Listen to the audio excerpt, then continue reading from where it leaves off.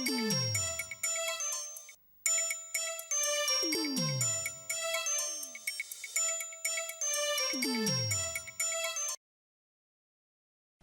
and welcome to Bent TV. We're doing a very special program tonight all about queer parenting.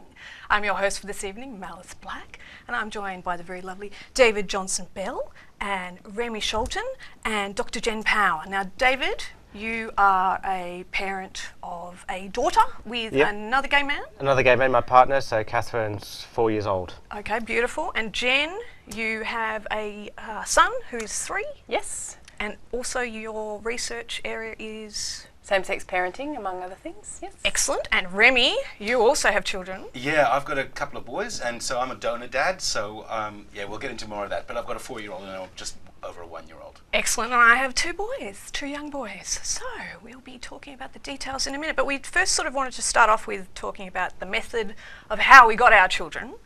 So David, I think I'd like to start with you. Yep. So we did a surrogacy through the US for our first one, and we're doing a surrogacy through India for our second one. And so the second one is born or due in January, mid-January. So, Go. I was going to ask, did you have to get an egg donor and a surrogate separately? Yep, both situations. So with the egg donor, it's interesting because you get this, it's almost like a women's underwear catalogue. You just he's sort of flicking through these people and it's like, oh, that'll do. Wow. So I got banned from picking it. Jason took over from that point because you were just going whatever. Yeah, whatever. That she looks pretty enough. So Jason had high standards, is what you're saying? He had more patience to go through. And what about future contact? That's just not on the cards? Is that in theory, I can't recall now, but I think we said if there is future contact, we would like to.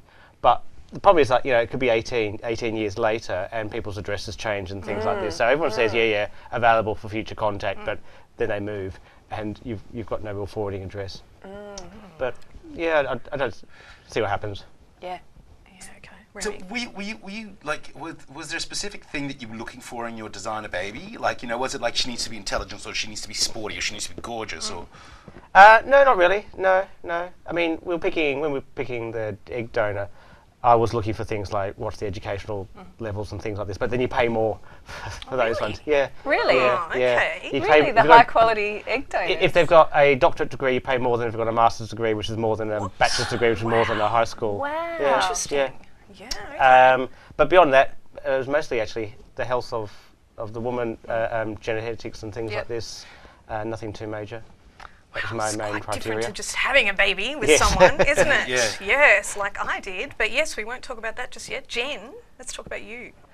So I was in a same-sex relationship at the time and conceived using the proverbial turkey baster. It's not actually a turkey baster. We use a syringe and a cup. Yeah. Which I can't imagine how a turkey baster would actually work. To be That's why you honest. don't use a turkey baster. Was it a really long wouldn't be the- syringe though? Was it like a No, really, it was I think it's a 10 mil. So So you did it's like a bit really fatter than the forceful average. squirt. Is that what happens? No, you want to do a gentle squirt because you don't want to damage the the sperm. spermies, So I did a okay. bup of Google research before we did it. Yeah.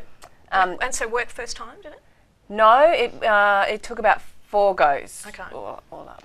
And so, how did you Hang on. get your donor? I advertised. It was actually quite funny. I was studying at the time and I was procrastinating one day and Googling around and I came across, it's not there anymore, but the, what's it called? I think the Pink Pages or something had a parenting section, and it's a pity it's not there because it was really good if anyone who's attached to that is watching. And my partner at the time was Filipino, so I just put an ad on saying any Filipino guys out there interested in being a donor. And thinking, what are my chances? I got a response within 2 hours. Wow. And he was fantastic. And it was just perfect. We had really similar ideas about, his role and our roles and the relationship that he would have with the kid. And he was really easygoing. He was probably a high quality, had a couple of postgraduate degrees. All right, expensive. Yet I didn't pay him. So I feel like it was a bit meant to be and really lucky with him. He was in a different state, so I had to fly there for the sperm handover. So does he, do your kids see him or? Yeah. Yep. So we see him probably not as often as maybe I'd like, and I think as my son gets older, it'll have to be more often because he's, he'll start to facilitate that, I guess, as he gets a bit older. But at the moment, I guess every 1 or 2 months he visits. Or Wow, that's cool. It's quite frequent. Yeah, yeah. And they Skype, so my son, who's 3 now, Yeah, cool. is good on Skype, kids these days. Yeah, I know. Yeah. Okay, so Remy, your story? I guess I'm the flip side of Jen in that I am a donor. And I didn't actually answer an ad. I actually have friends who were a couple, and they sort of approached me and said, would you want to donate? So we actually talked about it for about 2 years, because I didn't want to go into that lightly. And so we kind of worked it out that we were all eventually on the same page, and we had sort of some rules and guidelines sort of down. And of course, they're all out the window now. And then we went ahead, and so we did the first one, and there was always going to be, I wanted to call the second baby sequel. Did not go down well. So there was always option on the second one. And then, because originally it was going to be each mother or each woman was going to be the carrier for one, so that we'd have a sort of a tighter biological circle. Things didn't work out that way, but that was the original plan. Yeah. So we were talking a little bit about the actual sperm handover for you guys. Well, hang on, what's your story? Quickly, I thought I was straight, and I had a baby with a man, and then I discovered I was bi. So, that's sort of, I did it the old-fashioned way, Yeah. By accident. Having sex thing. Actually, we planned ours. Is that the backseat of the car? No, we actually planned ours, and I actually said, okay, so I want to have mine by this stage, or before 30. We're going to have it. We're going to do it. And then, unfortunately, so I had two. I had two with the same man, and then the bi started creeping in, and so we are obviously no longer together. But so I have a different kind of, and I'm actually with a man at the moment, so it's quite different for me when I walk down the street, but we'll talk about that a bit later. So I was interested, the sperm, the actual...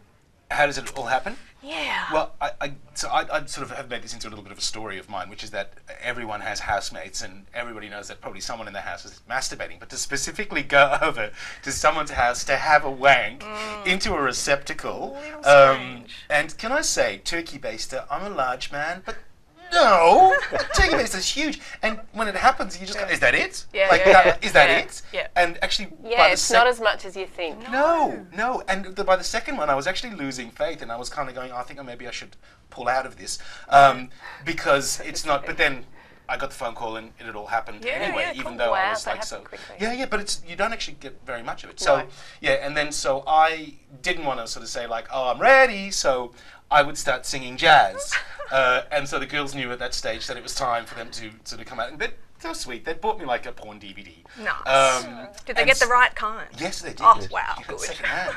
And then I took the receptacle, and what's the name of it? It's I called it a cup. Okay, well, it's not, the sperm cup. It's not like your coffee cup. But anyway, so then I would put it in my armpit to make sure that it all stayed at body temperature and was right. I would do the handover. Yeah. At that stage, the girls would go into their room, and girl number one had already sort of gone in, was getting into the right position, hips up, that kind of thing. Wow. And then it was time for me to go and feel cheap on the way home. Okay, wow, okay. Some interesting stories that we're getting through here, and we're going to continue with them after the break.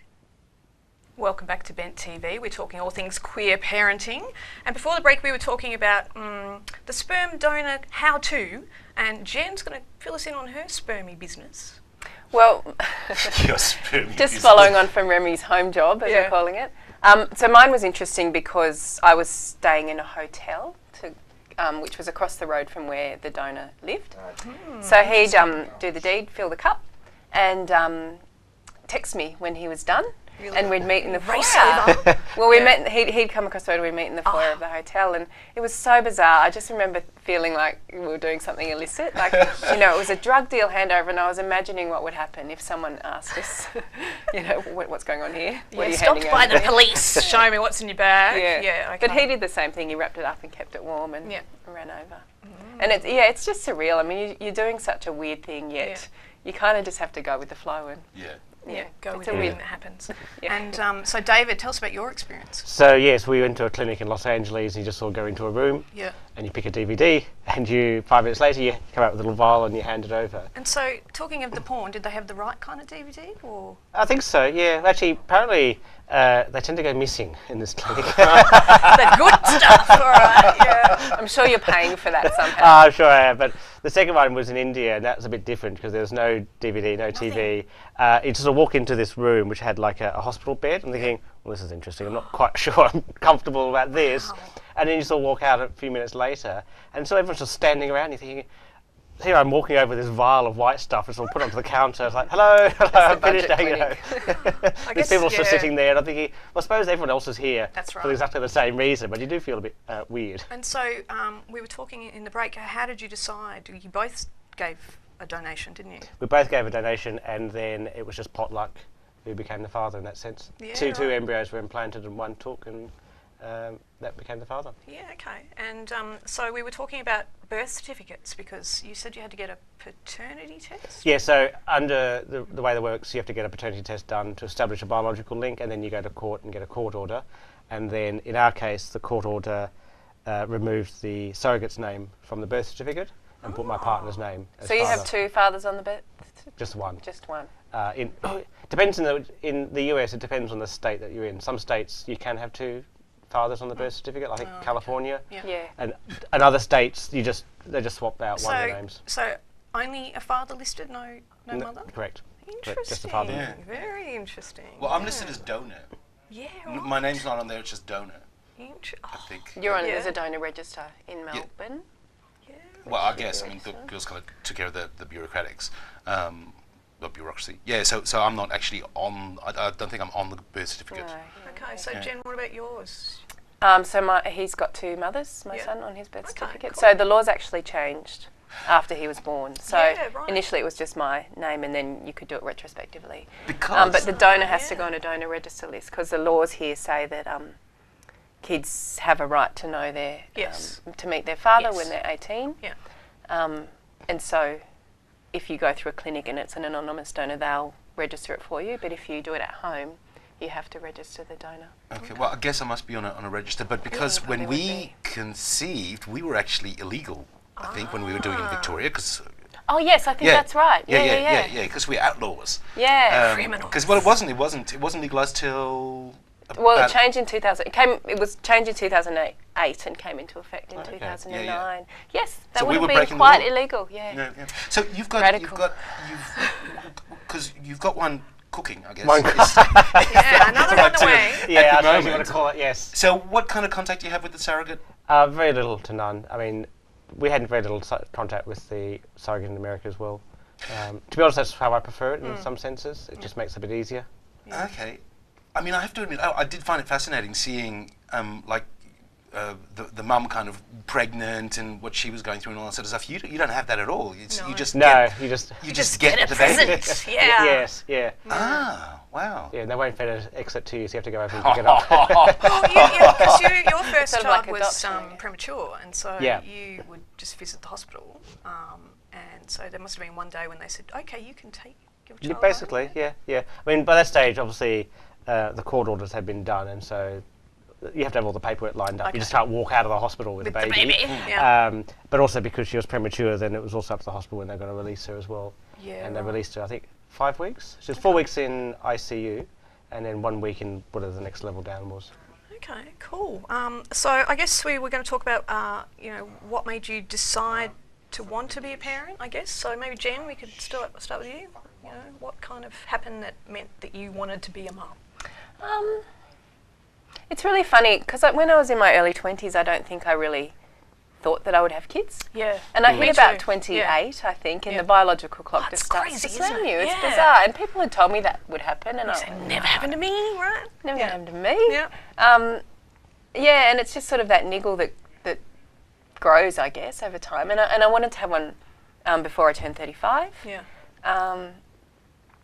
And it just sort of happened. I have to be honest, I didn't spend a lot of time angsting over it or thinking about it, or my partner at the time and I didn't enter into long discussions. It kind of Just happened. Yeah.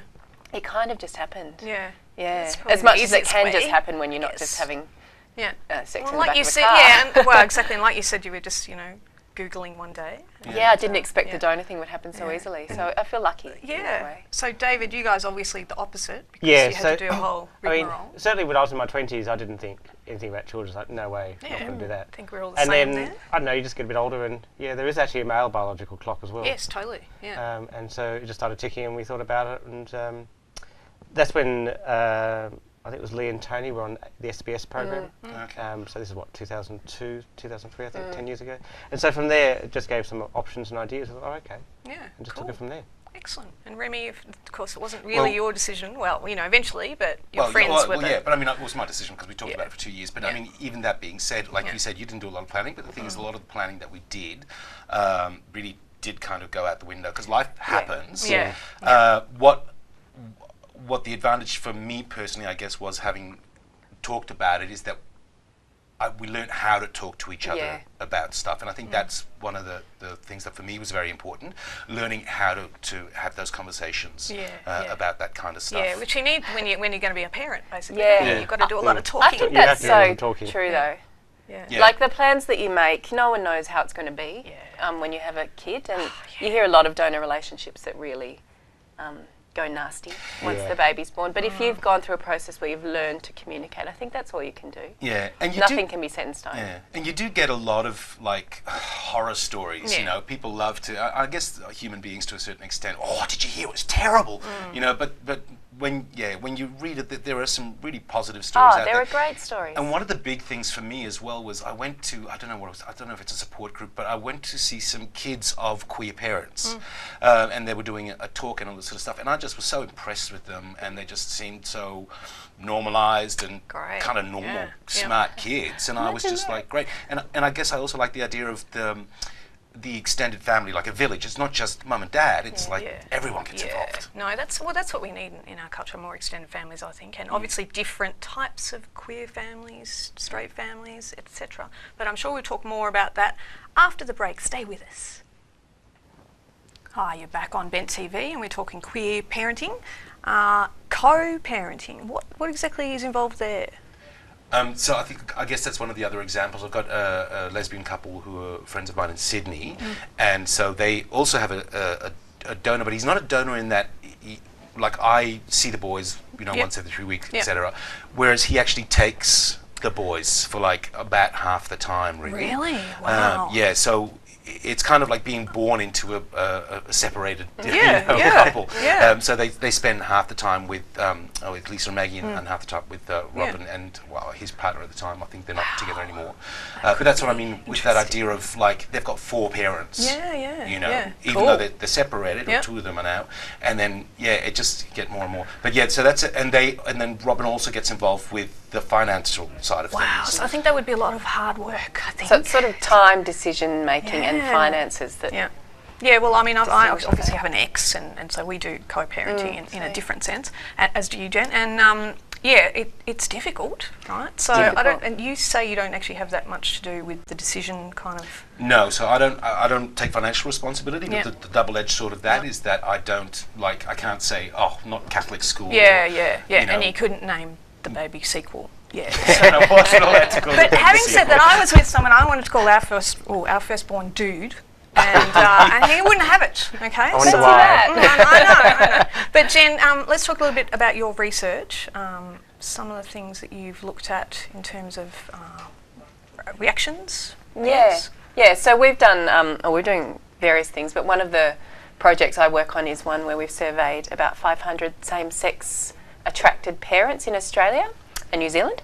And we looked at lots of things. We didn't want to do another study on are the kids okay. So we looked a lot at family processes, so how families are coping, and a lot about how they kind of interact with mainstream world, so mainstream services with their local communities and with the gay and lesbian community. Yeah. Okay. And with their families and mainstream families. So we asked a lot of questions about support from families, that sort of thing. And it's interesting, like a lot of people spoke about becoming much closer to their families of origin when they had kids. You know, Yeah. kids kind of draw you back to your parents. They do a bit. Yeah. Did you find that with Yeah, your I found parents? that with my parents, Jason's parents as Yeah, well. yeah. Yeah, even just my brothers as well. So it's just you just sort of tied in a bit more. Everybody loves a baby. People love a baby, and it gives common ground. You know, parents that maybe, and this is being very general, but maybe parents that weren't so comfortable with their kid being gay or lesbian suddenly see, I've got a new baby that might be straight. Look, they're a normal family. Or, you know, that they do the things that we do, and it's kind of comfortable ground for them to re-engage. And it's, you know, not for everyone. There's obviously stories of families that have not been able to cope.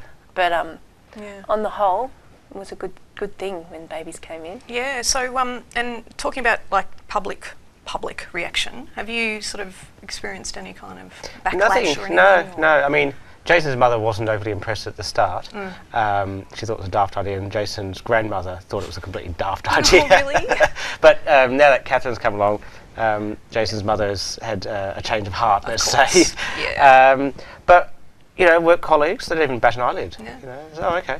I think it's because most of them got the children themselves, and so they don't see anything. They don't see anything other than it's just a father with a child, and then it's all the diseases that you get. And you have to take time off and things like this. So what about, say, the walking down the street kind of action? Do you get any kind of looks? No. What, Jen, in the research, should anyone report any very kind little. of negative stuff? We asked about instances of bullying or discrimination that they'd experienced, or the kids had experienced in various settings.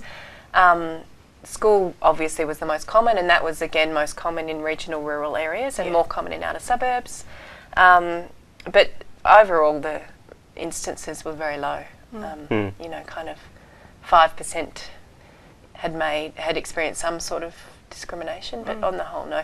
I mean, discrimination's different to sometimes feeling awkward or disconnected or out of things, I guess. So we asked it in a very particular way, but overt instances were very low. I mean, we've found that, like, childcare, for instance, they don't ask too many awkward questions. They just accept the situation. I think because they accept the situation, then all the other parents, whatever their personal thoughts are, they haven't told us, and so we haven't picked anything up like that at all. So if they do object. They certainly don't tell anyone about it. If anything, and this is on a very small scale, because so I get very positive reactions from, let's say, straight women that I tell, and they're like, as if I've done some noble thing, you know, as opposed to into a cup. But yeah, very positive, very like, oh, that's great that you're doing that, and it's so good of you to make that commitment. But then there's a very small percentage where you kind of feel like, you're belittled in that, like, isn't it cute that you're doing that? And you just kind of go, hang on. It's a nice little gay boy, it's kind of, sometimes we feel a little bit marginalised, but I mean, still in a positive way, I guess, you know. So I've had very positive kind of feedback, because there are situations, like, you know, with your 45-year-old Lebanese cab driver, you may not mention it. You can choose your moments, really. Sorry, that's not a Lebanese thing. It's just kind of, you know, So somebody from a more traditional background. Or where you just don't know, and you don't have to put yourself on the line because a taxi ride's only 10 minutes. You don't need to risk it all the time. Yeah, exactly. However, though, I do find, and this is a bit terrible, but it's a great in. If they have kids, suddenly you can have a conversation. You know, that's true. Whereas before I wasn't able to have some of those conversations. Yes, because if you don't have children, you're not interested in child kind of things. No. Right? So, and likewise, when you have a kid, you're in the club.